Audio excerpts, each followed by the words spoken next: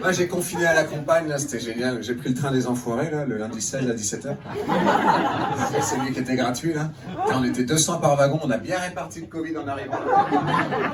Il y en a qui ont passé le confinement à la campagne aussi? Oui. Ouais, c'était bien? On est d'accord qu'on était bien, hein? Dans quel coin? En Savoie. Ouais, bien à Savoie. Pas mal. Ouais, t'aurais dit n'importe quoi, j'aurais dit ouais, bien. Mais non, c'est vrai. En plus, moi, ma mère, quand on est arrivé, bon, parce que je suis arrivé avec ma copine, elle nous a dit faites ce que vous avez à faire. On avait vraiment rien à faire. Rien à faire. Et en même temps, je me suis rendu compte d'un truc, c'est que j'avais des prédispositions naturelles au confinement, moi. Mais hyper développées, quoi. Rien glandé pendant des jours et des jours, mais oh là là, c'était tellement fait pour moi, ce truc. Je te jure, hein. Parfois, je me levais tôt pour confiner plus, quoi. Je te jure, c'est vrai. Ah ouais. Ne perdons pas ce temps précieux à ne rien foutre. En plus, on avait l'injonction du gouvernement, c'était mais restez chez vous, quoi, et lisez. Et quand est-ce qu'on aurait pu imaginer qu'un président, un jour, allait nous dire lisez, quoi. Dire, on est en guerre, mais le Petit Prince, voilà. Netflix, voilà. Putain, c'était ça, quoi. Moi, j'ai regardé plein d'émissions que j'aurais jamais vues en temps réel, quoi. Par exemple, la quinzaine du nazisme sur Arte. Un super programme, hein. 15 jours, 40 minutes par jour, voilà, c'est super, c'est un rythme ton truc. Plus en temps de guerre, tu compares, tu vois. Ils étaient beaucoup mieux organisés que nous, à l'époque d'ailleurs. Notamment au niveau des trains.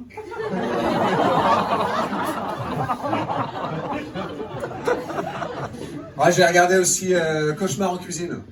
Ah ouais, ça j'adorais quoi, franchement. Cette émission où un fou furieux est payé pour aller faire chier les gens, tu sais, parfois il a envie de les tabasser. En même temps, eux, t'as envie aussi parfois de leur dire, mais les mecs, oh, on n'ouvre pas un resto quand on maîtrise que les œufs mimosa, quoi. Il y a un peu de... Parce que c'est ça parfois le niveau. Hein. Oh là là. Alors, est-ce que comme moi, quand même, vous pensez que le cauchemar, il commence quand lui, il arrive, en fait? Avant, il n'y a pas vraiment de cauchemar, hein. C'est juste un business qui tourne pas beaucoup. Comme il y en a des milliers en France, mais lui, il arrive, il fait bonjour, le cauchemar commence. C'est toujours le même scénario. Il s'assied, il commande à bouffer, il est tout seul dans le resto, parce que c'est un resto qui tourne pas. Il prend la carte déjà, et la carte, il y a 150 plats différents. Là, tu te demandes s'ils ont regardé une seule fois l'émission avant de recevoir Philippe Etchebest. Parce que c'est toujours le même problème. Hein. C'est que la carte est beaucoup trop large. Moi, si un jour je le reçois, je fais galette complète, menu unique. Il n'y a que ça. Ah, je te jure. Parce que lui, il va chercher la technicité en plus. Il voit seule meunière, il commande seule meunière. C'est une évidence, tu vois. Donc ils arrivent, le poisson, il est encore congelé, tu vois. Puis il leur dit, ben le poisson, il n'est pas cuit. Puis ils sont là... On va voir le chef. C'est toujours le chef qui prend, quoi. Alors, il les touche pas, et puis il dit, bon, alors au niveau de la bouffe, c'est pas terrible, on va vous tester le service demain. On vous met 30 personnes. Le sadique complet, quoi. Il s'en sort pas avec un, il leur met 30 personnes. Et le lendemain, il leur dit, bon, ben, vous avez été nuls. 30 fois plus qu'hier, en fait. On est des merdes, c'est dans notre ADN, voilà. C'est ce qu'on fait depuis le début, en fait. Et là, il y a la pub. Et il dit juste avant, je sais pas si je vais revenir vous aider demain. Suspense, tu vois. Et l'émission, elle reprend toujours. Hein. Et entre-temps, il va voir un spécialiste. Vous voyez le spécialiste?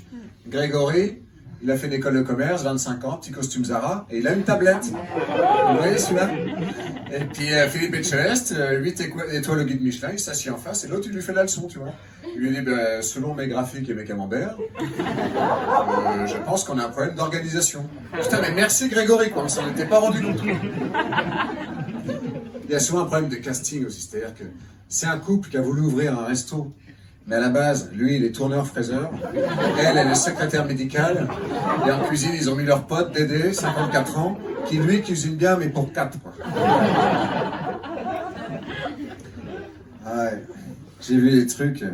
À un moment donné, c'était des Bosniaques qui avaient ouvert un restaurant de spécialité provençale dans un ancien resto libanais. Je ne sais pas s'il y en a qui l'ont vu. Très confus, hein, l'offre. Ils n'avaient pas eu assez de sous pour changer la déco. Donc, t'entrais, c'était vraiment salade à déco, machin.